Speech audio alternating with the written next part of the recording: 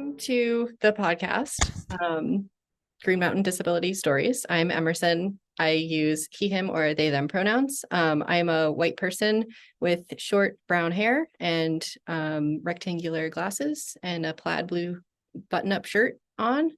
And I work at the Department of Health as a health equity coordinator for disability. And I'm excited to interview Jan today. And so Jan has multiple chemical sensitivity. She also has ME/CFS, which is more commonly known as chronic fatigue syndrome or myalgic encephalomyelitis, as well as 2 chronic pain conditions. She works part-time from her home in Southern Vermont, and in her spare time, she advocates for improved indoor air quality and runs a website called fragrancefreefriends.com. Jan, do you want to do a little intro of yourself and your visual description? Thank you, Emerson. I am a fair-skinned woman with dark short hair and dark glasses frames. I'm wearing a green sweater and a headset for the interview. Sweet. Thank you. Do you want to start by just telling us a little bit about like what it's like to live with multiple chemical sensitivity and your other conditions? Sure. And I want to say just how much I appreciate being invited to this podcast, because I feel like the health conditions I have are not super well understood. There's a lot of misconceptions and things. And so just thank you for having me. For me, I came down with the chronic fatigue syndrome, ME/CFS, about 23 years ago. I was pretty much in the peak of my productivity. I was working full time, and I was on the board of my church. I was on the local conservation commission. I got a I call it just the worst stomach bug I've ever had. It was pretty horrible, but it didn't last very long. But after that, I was just never the same. I remember going into work and I was just dragging and telling my boss, like, I haven't had a good day in 2 weeks. I don't understand what's going on. And there came a point where I couldn't keep it up. Like there was a standing room only meeting that they had for work and I had to leave and I went to the nurse and I'm like, I don't know what's going on. And so she, told me to go home and go see my doctor. I was extremely fortunate to be diagnosed with chronic fatigue syndrome pretty early on. It's a diagnosis of exclusion. They say, well, you don't have thyroid, your thyroid's okay, this is okay, that's okay, you must have chronic fatigue syndrome. And she was knowledgeable enough to tell me that what I really needed to do was pace myself, not try to push through, and just take really good care of myself and let my body try to restore itself. Over time, I got a lot better. I mean, there was a period of time when, I wasn't working. I was pretty much just lying on the couch reading. I read through the entire Bible. I did skip some of that, like, really lengthy stuff in the middle with all of the families and everything. But I mean, I couldn't do much. Just the smallest everyday tasks became utterly exhausting. I couldn't access like half of my vocabulary, which was infuriating for a person who really works a lot with words. And there were other things that went along with it, body pains and stuff. And people are starting to hear about long COVID now, which is very similar. And some researchers are saying that there's a certain percentage of people who get long COVID who are going to end up with ME/CFS. So I think it's really timely, to understand what chronic fatigue syndrome is. For me, I was working at home when I started working again. They set me up with remote access, which at that time was pretty uncommon. And so I'd been working at home for a number of weeks, and my work was pretty much just stuff on the computer, luckily. There came a day when I got up and I'm like, boy, I feel pretty good. I called my boss up. I said, I'm going to come to work today. I think I can come to work today. By the time I ate breakfast, finished taking a shower and getting dressed, I was like, I can't drive to work. And I had to call him and say, oops. So it took a long time, but eventually, I gained a significant amount of recovery. I've never been able to work full time since then. It's always been part time, which, as you can imagine, has been financially very difficult. Um, at this point, the thing that really impacts my life the most is the multiple chemical sensitivity.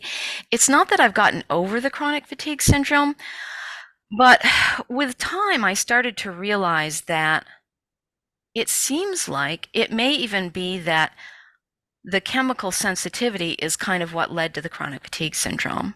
It was a major stressor on my body, and maybe that one illness just put me over the edge, the last straw or something.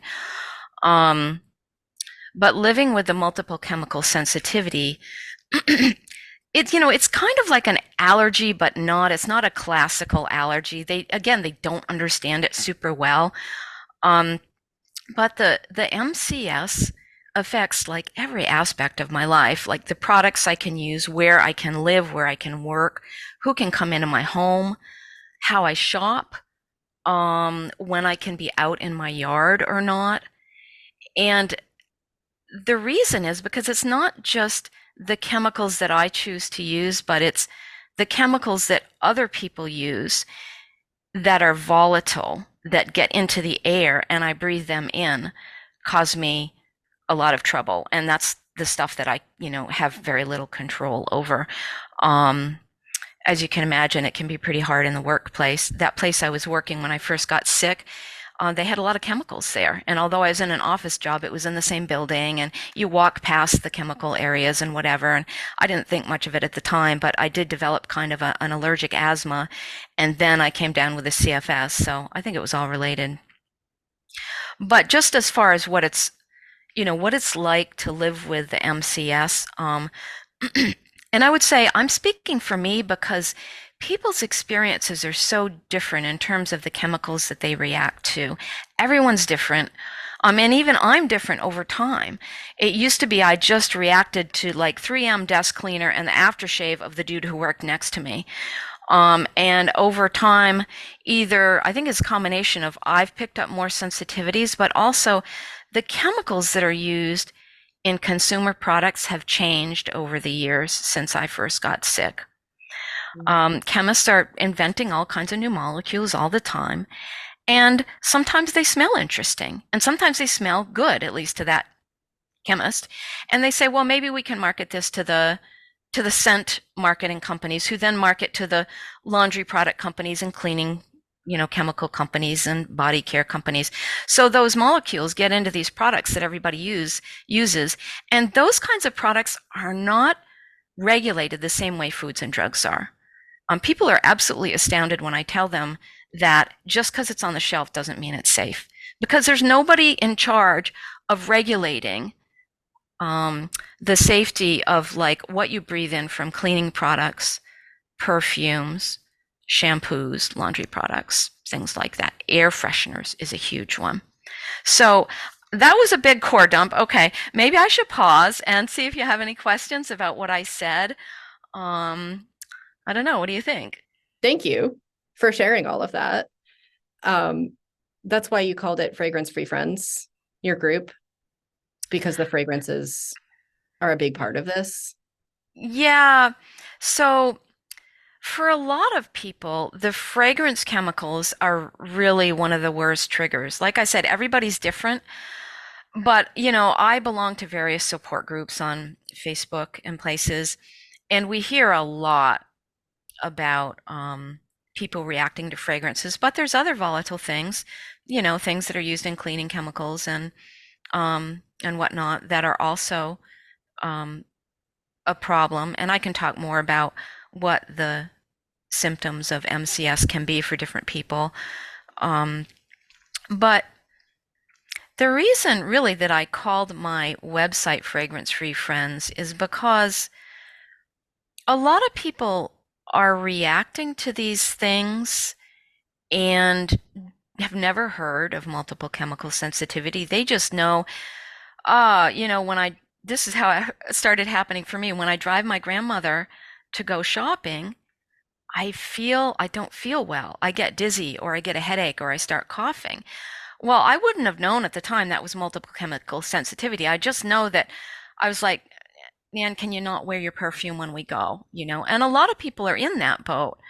Um, and a lot of people, when they talk to their relatives about it, don't really get taken seriously. I mean, this is not across the board, but there can be some kind of what should I say, knee-jerk reactions about it, like, well, my perfume is not offensive. It's a very high quality, expensive scent. And I'm like, it is, but it happens to have sensitizing chemicals in it that make that smell. And they cause me an asthma attack. And I'm really, really sorry to have to ask you that. Well, some scent fans just can't get past it, and they will consider they just won't consider that it could actually be a health problem. And they may consider the person who has a sensitivities to be a control freak, or that they're seeking attention or something like that. And it's really sad when that happens. Um, so I just want to throw that out there while we're talking about the fragrance chemicals things. I think it's a little less personal to say, well, the floor wax at the hospital is making me ill because it has perfume in it. But when go to your sister and say your perfume's making me ill, it's a little tricky, you know. Yeah, that makes sense. Yeah. It's hard when you're invested in your own scent. And I mean, I used to be a scent user. This stuff didn't used to bother me. Yeah. So, like, I can kind of understand, but it doesn't fix the problem for me. Are there things that smell good that you can use? Yeah. Just like It's not a more matter of natural? preference. Some people, Yeah. they'll say, "Oh, I know you don't like fragrances." It's not that I don't like them. I've even reacted to things that I couldn't smell, couldn't detect. In fact, um, at work one time, I was just sitting there working on the computer and I breathed in, and all of a sudden I was like, it was really weird. And my boss Mm. came over and he like took me and escorted me to a different room. And he said, what's happening is they're fit testing respirators in a room down the hall. This Wow. room down the hall was um almost half a football, well, no, maybe a quarter football field away. I mean, it was a long ways away.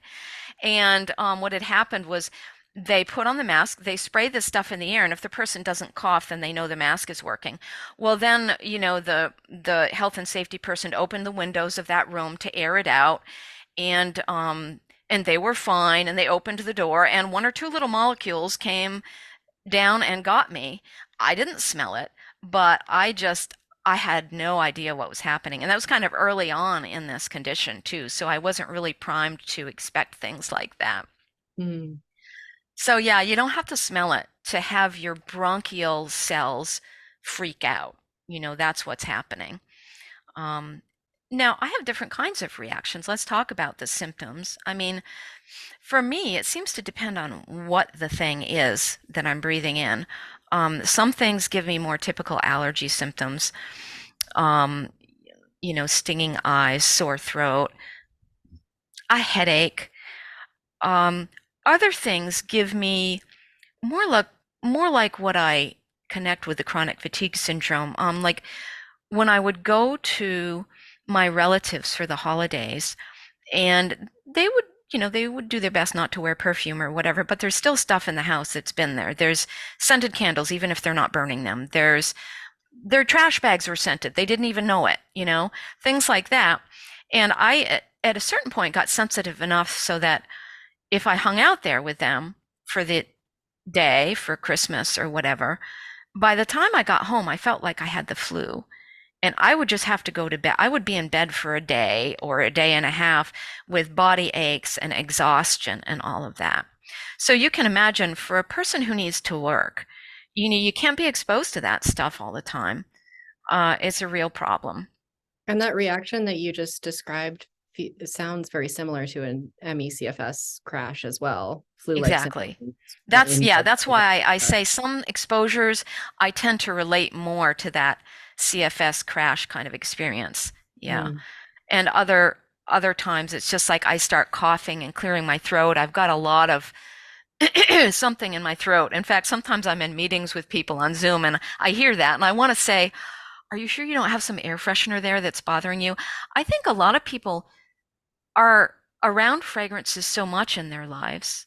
It's always on their, for instance, if they wear clothes that are washed in scented laundry detergent. It's always around them. So they don't get a chance to notice that it might be triggering some symptom for them because they're never away from it, you know? I have a housemate who was close to fragrance free, and after living here, kind of cleaned up those last few things and really became fragrance free and was working from home, who started to notice, um, coming back from a day of going actually and working into the office or coming back from going shopping or visiting relatives, started to notice, boy, I really don't feel well. Like I have joint aches and stuff. And I'm like, yep, now you know, now that you've been out of it, So I think there's a lot of people walking around. There's studies that have been done that will show somewhere between a quarter and a third of people will say they get some type of adverse reaction from fragrance products. This is, published research where they interview people about their experiences. Now, these are not necessarily people who, only a small percentage of them are as sensitive as I am and really can't deal with it. A lot of them are just dealing with it and they know they get a headache when they go shopping or see their relatives and they just, don't worry about it too much. But I think there's probably a lot of people who haven't even realized that that's what's bothering them. I think the numbers are probably a lot bigger. It takes a long time to track that. I would say for myself, I don't have multiple chemical sensitivity, but I do get migraines, and switching from scented products to unscented products in general, I didn't realize that I had such a consistent headache until I sort of unexposed myself to those for a while. And then I was like, oh, that was a trigger. That was a part of this whole thing. And now I'm in less pain and didn't even realize it. That's amazing. Right. Yeah. Yeah. Um, so yeah, I mean, there are things, there are things people can do for themselves. And I've done a lot. I mean, for me, one of the biggest things was getting out of apartment living because when you live in an apartment, there's a lot of other people's air seeping into your space. And I realized after a while that, avoiding those volatile chemicals in the air helped me a lot. And so I started trying to figure out how to get into a house. Now, as a person who worked part-time, it wasn't easy. But there was, a combination of fortunate events and assistance. And I'm in a house now, and it makes a huge difference for me. It's my safe haven.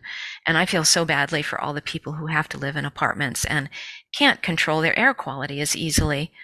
But for me, that was like, the second most, no, probably actually the most important thing. I was going to say, access to medical care can be hard because of air quality issues. But I think the home environment is even more important than that. Because, you need medical care sometimes, but you're in your home all the time. Yeah. And if you can get yourself into a safe, clean air environment, you have less medical problems. So, I mean, somebody like me does. What happens to people who can't get into it? Who can't get out of an apartment? Yeah. Well, they're pretty sick. Yeah. I have a friend in town who is in an apartment, and she tells me about what it's like. I've invited her sometimes, do you want to come hang out in my yard for the afternoon? Because it's unrelenting, unremitting. The people below her use lots of air fresheners and it seeps up. And she can open the windows in the summertime, but in the wintertime she can't. But then when she opens the windows in the summertime, if the neighbor next door is doing laundry and blowing all of their scented laundry stuff into the yard, then that comes in. And I will say laundry products, over the time that I've had this condition, the chemicals used in laundry products have changed a lot. 10 or 15 years ago, they started putting more fragrance in them and different fragrance molecules in them. You probably notice in the marketing, like they're like, this is a fragrance booster, a scent booster for your laundry. And this is a scent that will last for 6 washes or 6 months or whatever they say. Well, everybody's walking around with that stuff on them and everybody's blowing it out of their dryer vents. And so sometimes even my yard I can't be in because of my neighbors. I have to run inside in the summer, or if I'm in the middle of some home improvement project or raking the yard or whatever, I have to run inside and stop. Um, so yeah, if I had one thing on my wish list that I could just wave a wand and it would disappear, it would be, I think, fragrances in laundry products. And, Hmm. I used to be a big thrift store shopper. In fact, this sweater I'm wearing came from a thrift shop, and some of my favorite sweaters did have come from them. But um, I finally gave up because you cannot wash the scents out anymore. I would buy things and I'd wash them 6 times, put them out in the sun, soak them in bath. Finally, I'd have to just give them away. So I don't thrift anymore.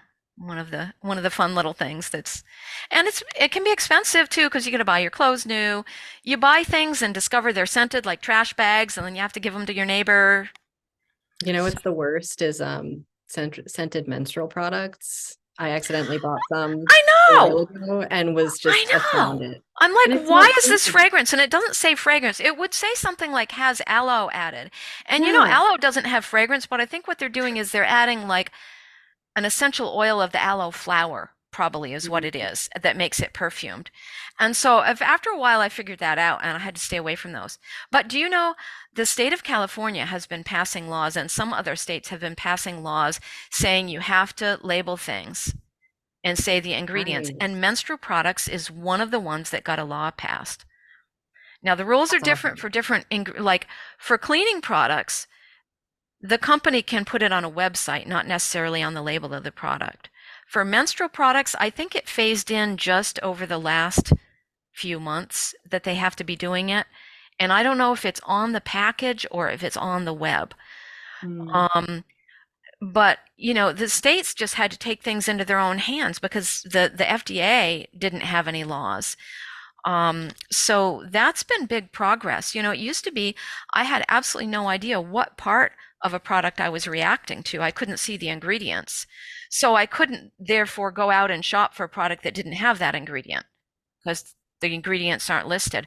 Well, now you can get lists of the state of California Health Department has a database. You can get list of what's in a lot of personal care products by going on there. They call it like the cosmetics ingredient database, but it's not just makeup. It's like aftershave, baby products, deodorant, basically anything anybody Mhm. uses on their body.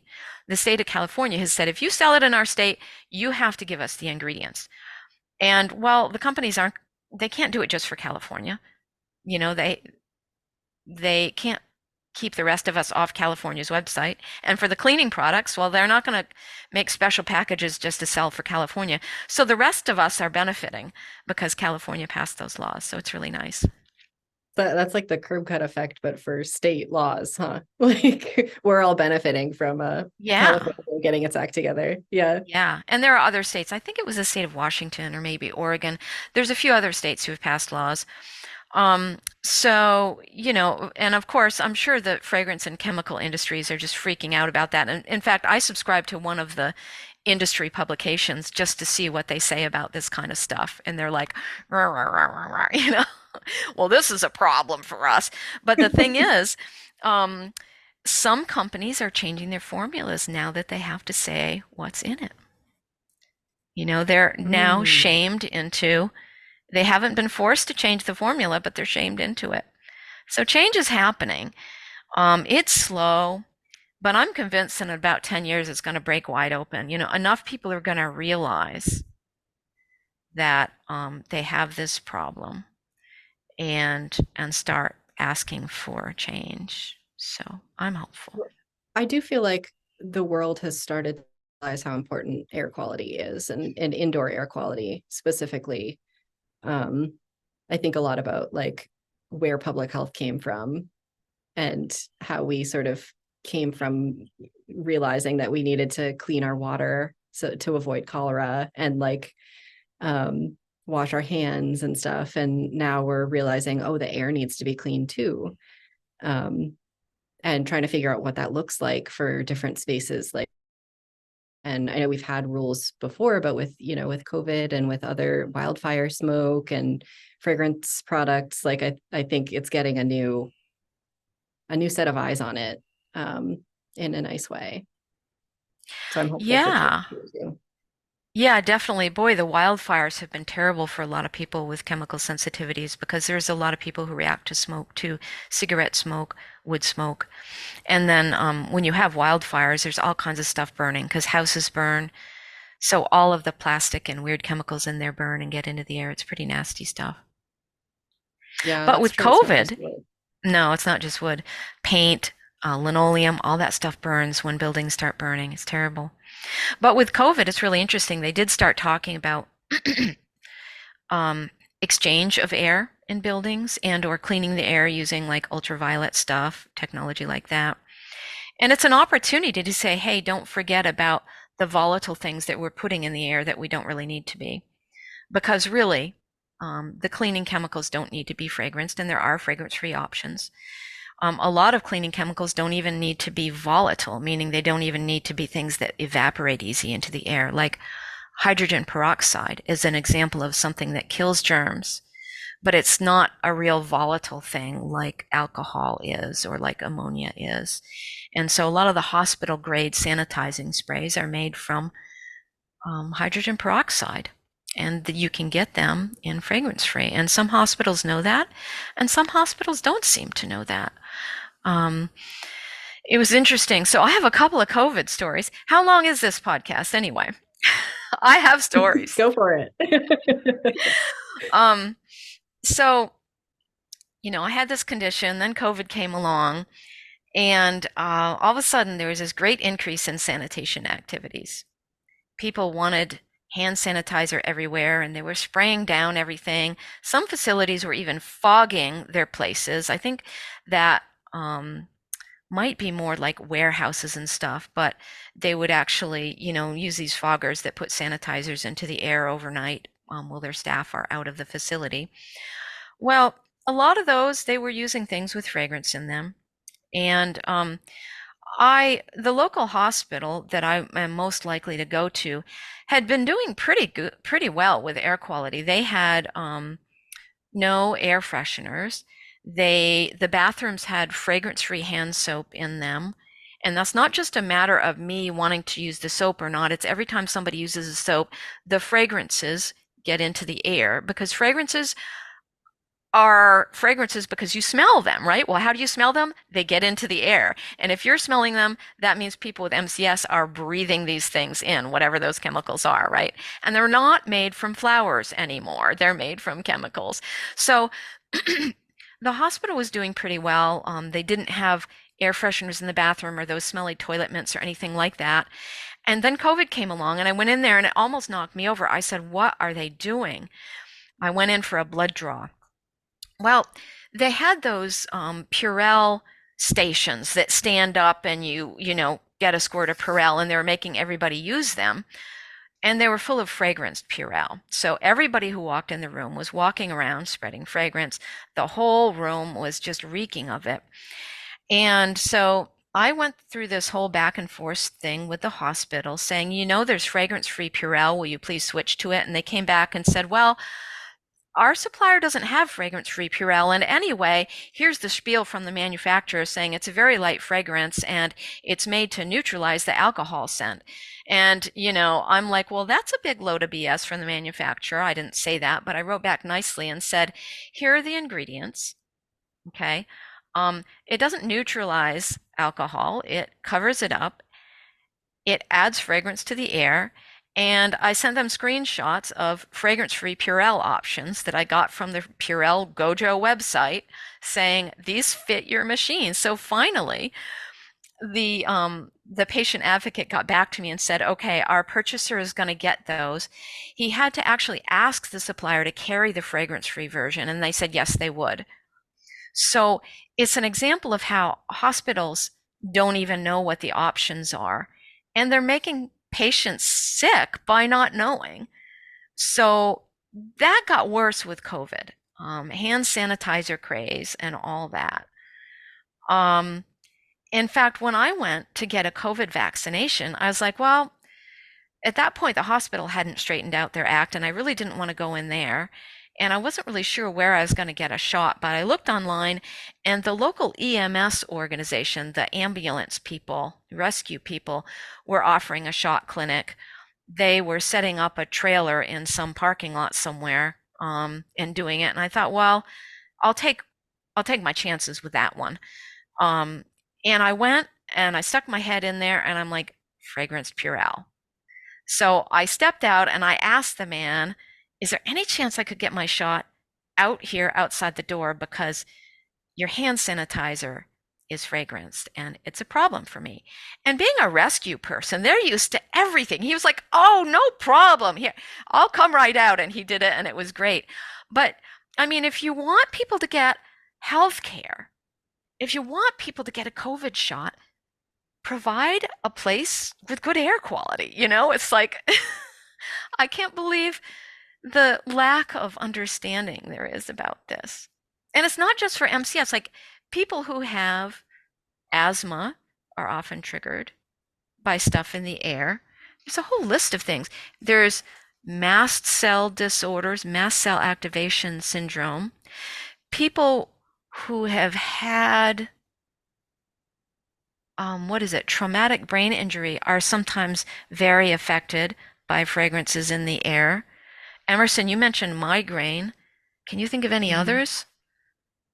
I think are showing up with mast cell issues, and I'm not sure if their fragrance sensitivity for them is either mast cell related or just long COVID related in general, but I would say that's a big overlap too. Anybody with lung issues is probably going to be more likely to be Yeah. challenged by stuff in the air. Is your request to do things outside, is that something that if somebody's listening to this recording right now and they're like, oh, this is something that this impacts me, is that something that they could ask their doctor or their provider to do? Is that I haven't ever asked a doctor to do it because I don't think it would be acceptable to them. Um, I mean, because this was the emergency rescue people, I think they were very game. There are other cases where not having to go into the building has been possible. mm, Like the veterinarian has come out to give my animal a shot just on the porch of the facility. Um, Shopping has gotten a lot easier since COVID because all of a sudden curbside pickup was available in a lot of places.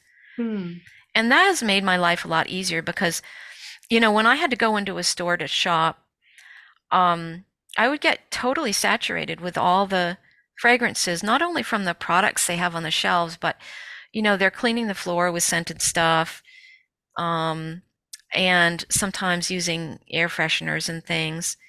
So for me, you know, my strategy at a store would be the same as at a healthcare provider in the past, which is I would put on an extra layer to kind of buffer me against being totally coated with this stuff. I would put on an extra layer of clothing that I can remove as soon as I get out of the place.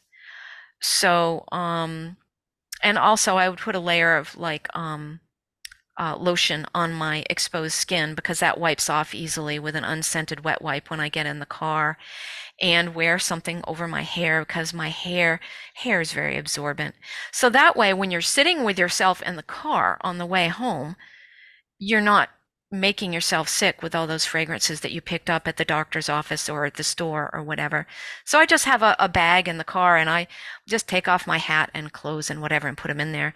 The other thing I do, I have to wear a mask when I go to the doctor's office or any services, really, social services, eye doctor. I was wearing a mask long before COVID. And the kind of mask that works on volatile things that are in the air, like fragrances or cleaning chemicals, is a mask that has activated charcoal in it. or carbon. And so some hardware stores carry them for like paint fumes, but I found other places to get them that have more charcoal in them and work better.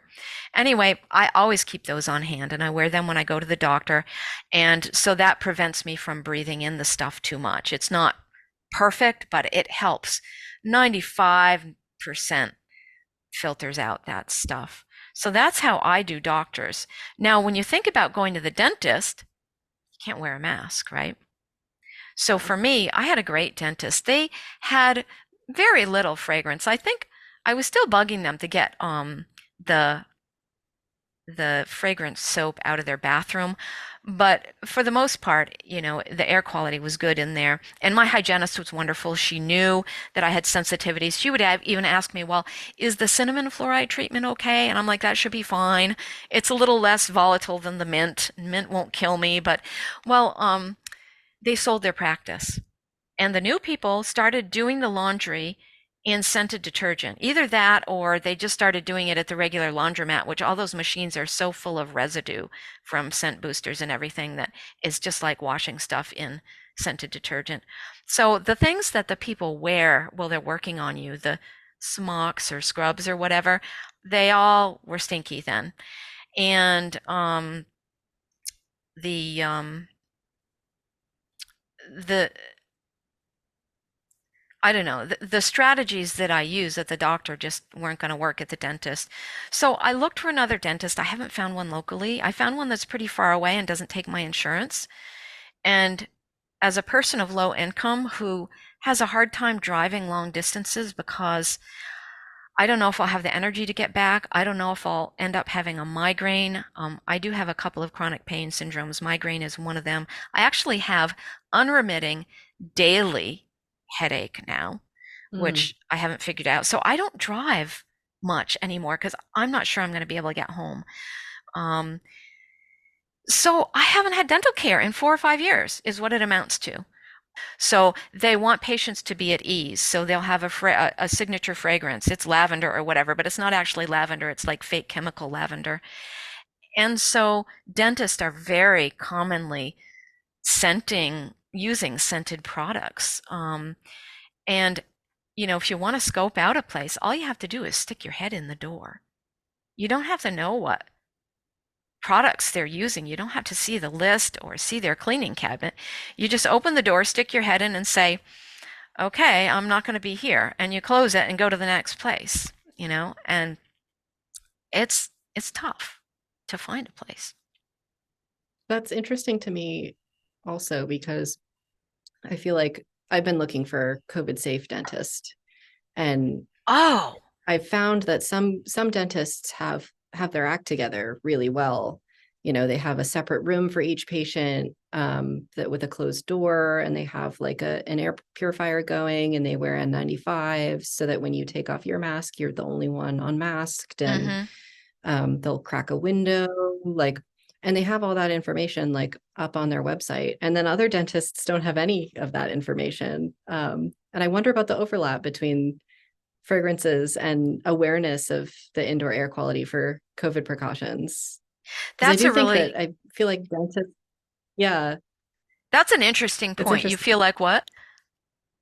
I feel like dentists are more cautious about COVID when they are cautious. Yeah. Especially because some of them know to be cautious about mercury, so they understand personal protection and stuff like that because they're drilling mercury Mhm. and mercury vapor can get into the air. But it's all over the map. I have discovered, I actually was really excited to find a dentist who had quite good air quality. They weren't using a lot of fragrances. They were quite natural. They were knowledgeable about the mercury thing, and I was thinking about having mercury fillings taken out at one point.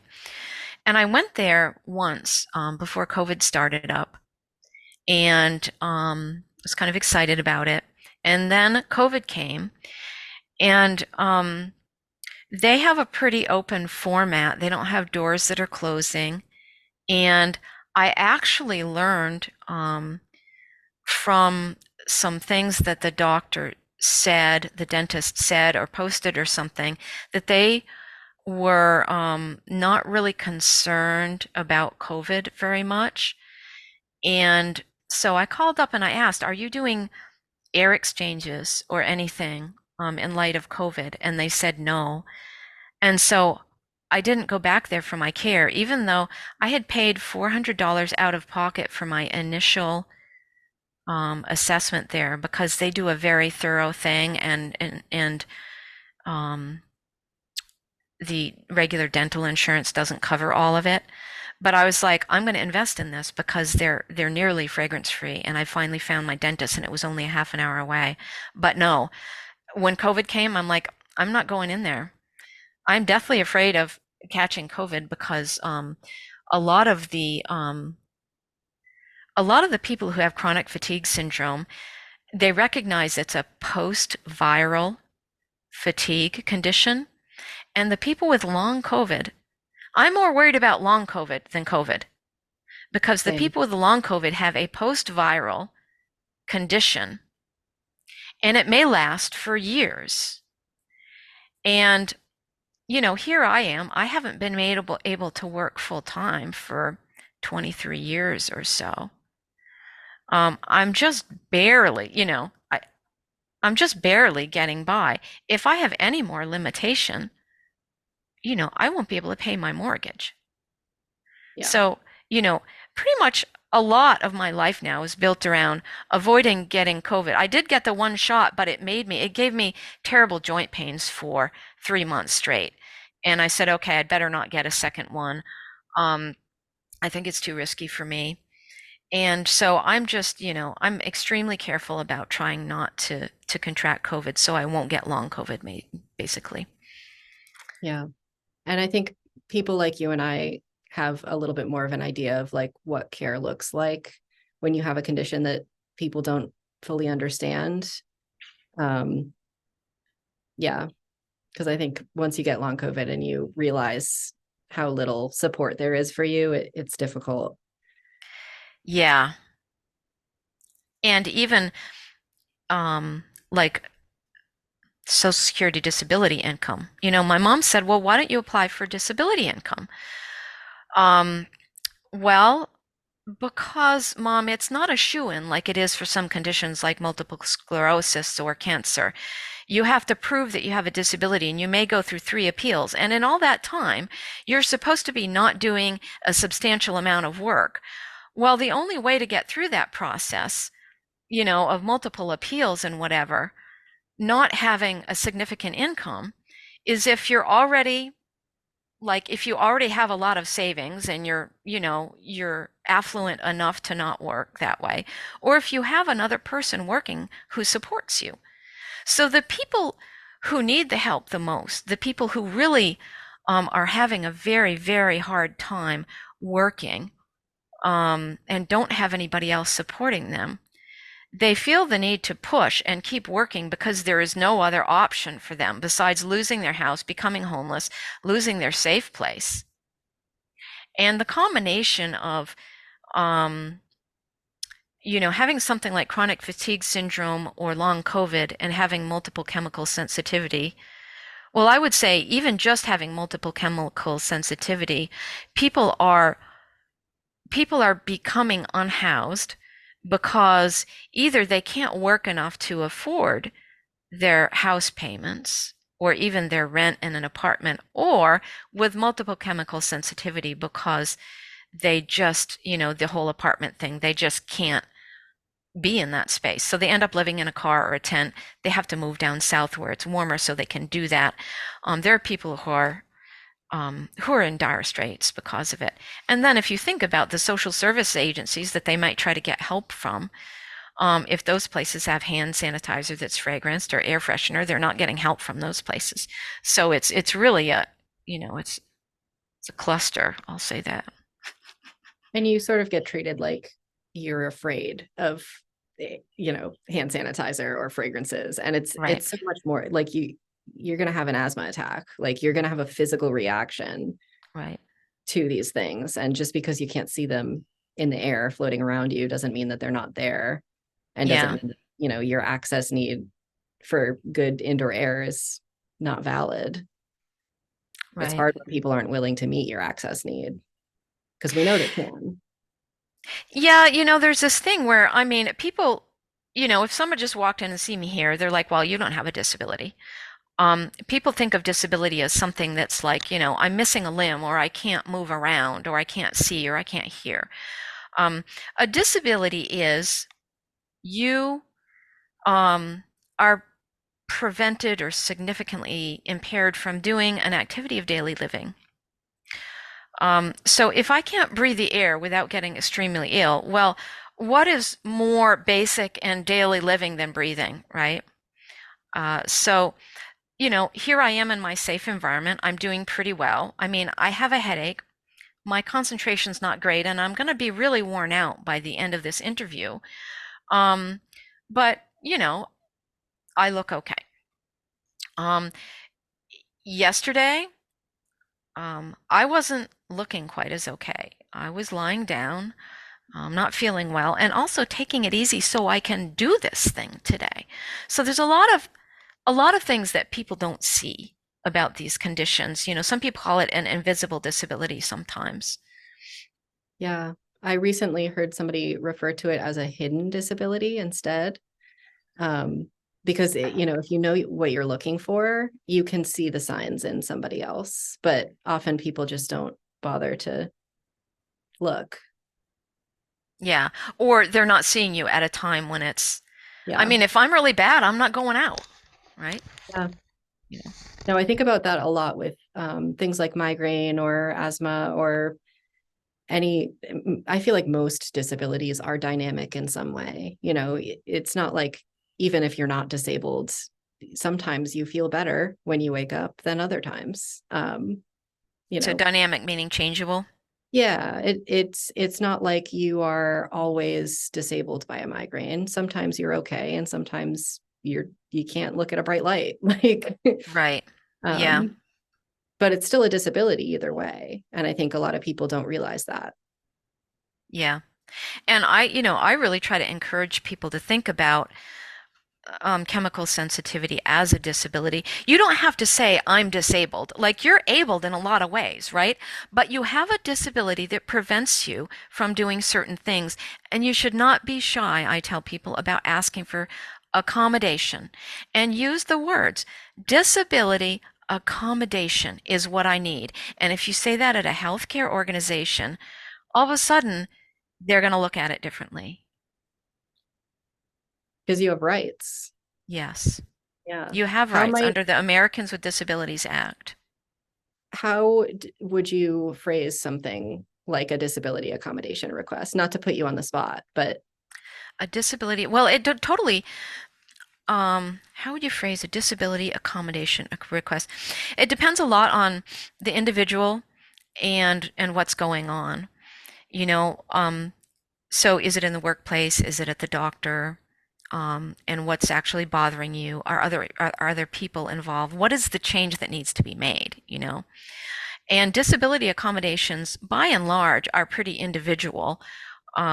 So, for instance, in a workplace, it's, well, um, you know, let's see, um, I am being severely impacted by the products that the cleaning company uses. So, my disability accommodation would mean that either the products used need to be changed, or I need to somehow not be exposed to them. And then the company should work with you on, well, what's the most reasonable thing? What can we do? Um, and, they may go one direction or the other depending on what they feel is feasible. Some people end up working at home, and I feel like that's become a lot more acceptable since a lot of work from home was triggered by COVID. There are people who had been begging for work from home for years, and all of a sudden now everybody's working at home because of COVID. Why couldn't they do it before? Because they didn't take it seriously, and yeah. maybe it's easier now to get taken seriously because of that. I don't know. I will also say I have learned that you don't necessarily need to disclose your specific diagnosis to get a disability accommodation. You can just say, I have a disability. This is my need. And you don't have to share like your specific The gory details like I medical have. history. Yeah. Yeah. Yeah, and I think that's really important because of sometimes the negative reaction or stigma that's attached to something like MCS. I mean, if you tell somebody you have multiple chemical sensitivity and they go look it up on the internet, I can give you all kinds of scientific information. In fact, if you visit a website called fragrancefreecoalition.com, they have a great poster with all kinds of citations, links to citations, peer-reviewed journals that show research on fragrance chemicals and health conditions or adverse reactions or symptoms, okay? But the general person will Google it, and what they'll come up with at the top is Wikipedia's page for multiple chemical sensitivity. Now, I love Wikipedia. I use it all the time. It's wonderful. And there's a lot of good information in Wikipedia. But for some pages, for topics that are controversial, the information is not that balanced. And the reason is that Wikipedia is crowdsourced, it's edited by people like you and me, and people have different interests.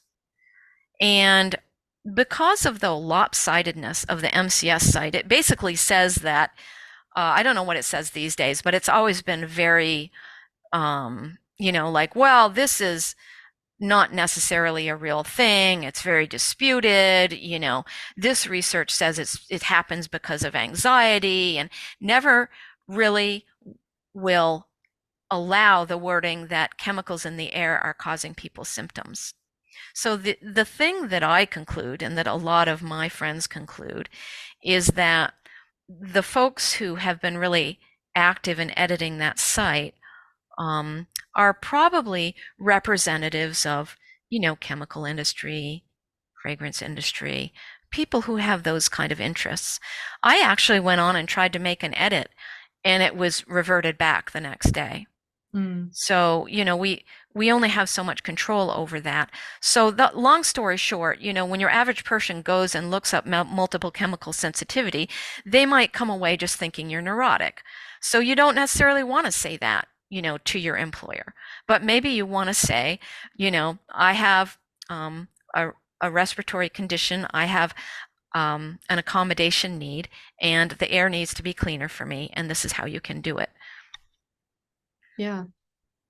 Well, and it's not just you. I remember this was right before COVID started, but I remember being in med school and being told by a professor that post-viral illness, chronic illness, doesn't exist.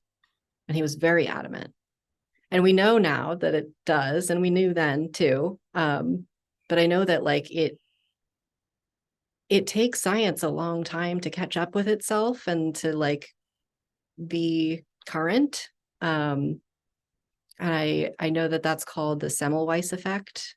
Semmelweis. I don't know. It's German, so maybe it's Weiss. But that guy was a doctor who said maybe we should wash our hands, and everybody made fun of him. And it Oh, turns out he was right. yes. But Yes. yeah.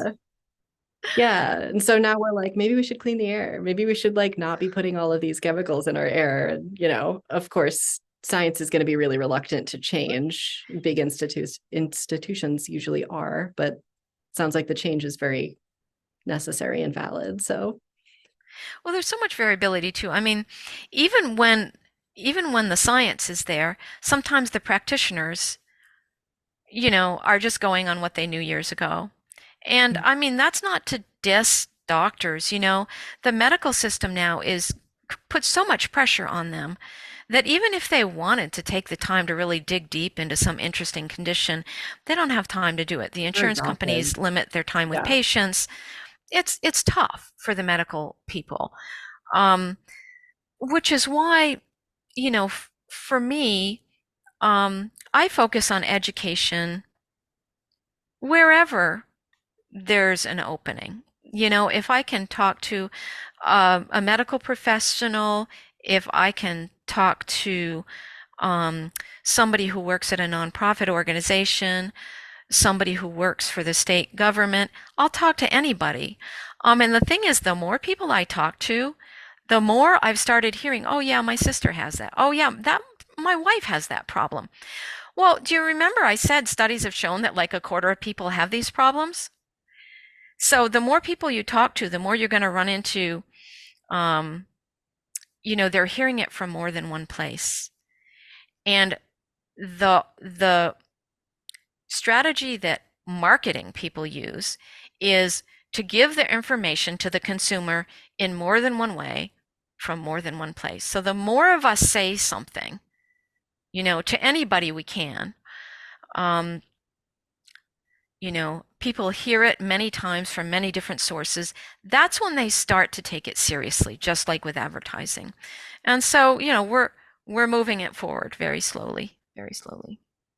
Yeah, I feel like a lot of the times it's like problems are dismissed because they're just like, oh, it just impacts 1% of the population or something. And to that I say that's 1% of the population you're leaving out. But also it's probably more than that too. Like we're usually underestimating.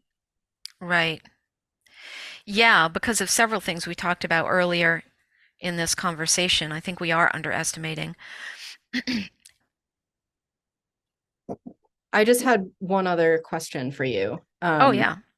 Specific to like, I was thinking a lot about the floods this summer and what happens to people who have to evacuate um, and or return to their homes, and thinking about mold exposure and stuff and how that might impact somebody with your conditions or your constellation of symptoms. There's a lot of overlap between mold sensitivity and chemical sensitivity. Mold and mildew is a kind of mold. Mold and mildew emit VOCs. They they make volatile organic chemicals and put them into the air. So the sensitivity is not just that you ran into a mold spore and breathed it in, but actually the volatiles from the mold colonies can get into the air and make people extremely ill. So there's a lot of overlap in that. A lot of people think that their chemical sensitivities were actually triggered originally by a mold exposure. So there's a lot going on there. But obviously, like you said, with more flood events, with more houses or cars that have been exposed to flood events, there's a lot more problem with air quality because of mold. And really, with mold, um, the the damp materials have to be dried out or treated within 48 hours, or you've got a mold problem. And treated is generally using something like there's a thing, oh, what is it called? There's a very alkaline kind of paint that you can use, and one of them you can actually put on wet wood. Lime prime. It's called lime prime. You can actually use it to treat wet, porous materials so that you can get them treated before the 48 hours. But of course, you've got to have it on hand, or else, because you can't buy it at the local hardware store, you have to order it from one of these green building supply places or the lime prime company that makes it. So a lot of places don't get treated in time. There's hidden mold. It makes people sick for sure. Yeah. And then there's the question of, well, what if you're going into a public building that's really old and has had mold, not enough to bother the average person, but to bother a sensitive person? So there's access issues sometimes with that. That's a good point. I hadn't thought about old buildings. Yeah, I mean, they've got such a history. Different things have happened, and different things may have been covered up over time. On the other hand, sometimes old buildings are more resistant to mold because of the kinds of wood that was used. there's a lot to learn about this topic. There's whole Mm. webinars on it and everything. It's pretty complex.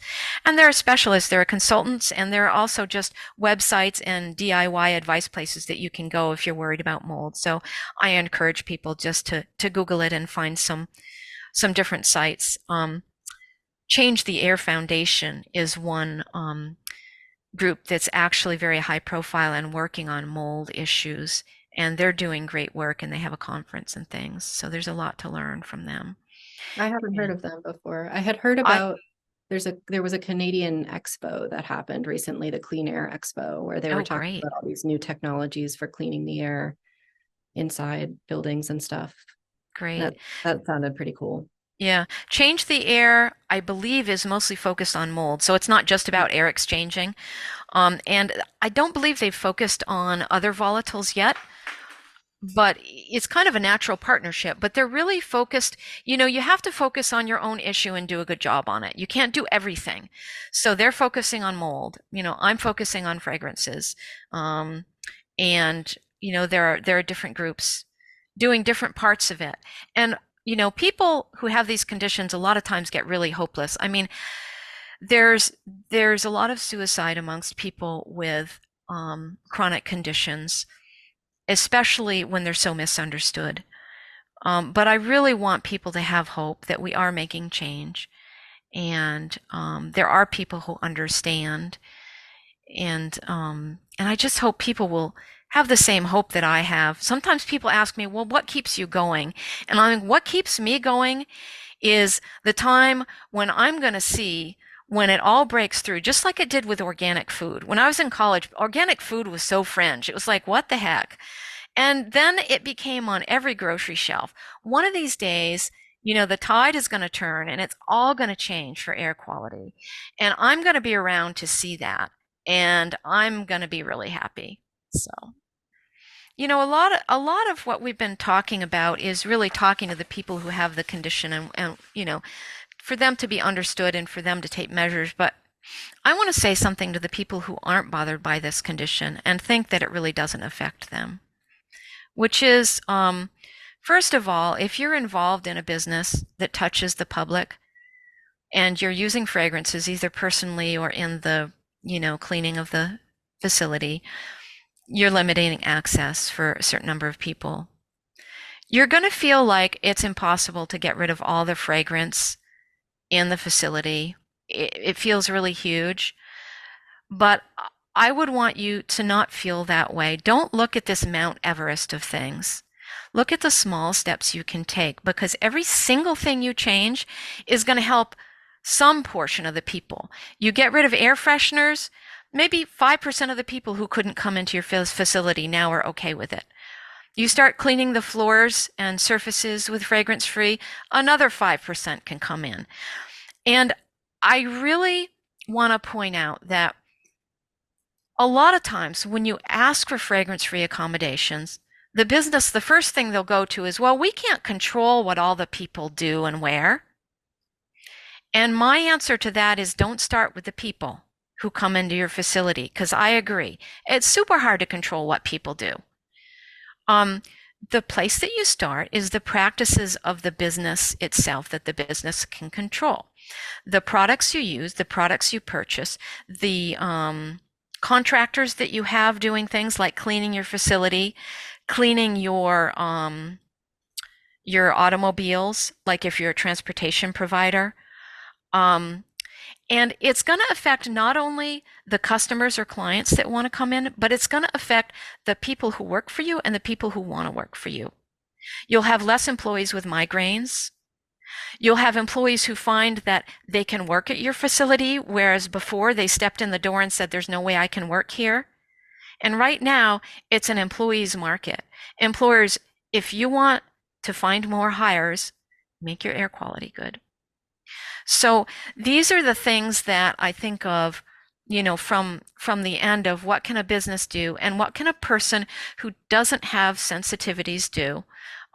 The more choices that you make in your shopping to pick the fragrance free instead of the fragranced, the more your loved ones are going to be able to be near you. The more your tax dollars are not going to have to pay for health care and disability benefits for people who are disabled by being exposed to chemicals in the air. It affects you. It affects everybody. So everybody has a part to play, and I hope people will take it seriously. And I'm I really, love really glad that I that. haven't had a chance to share this with everybody.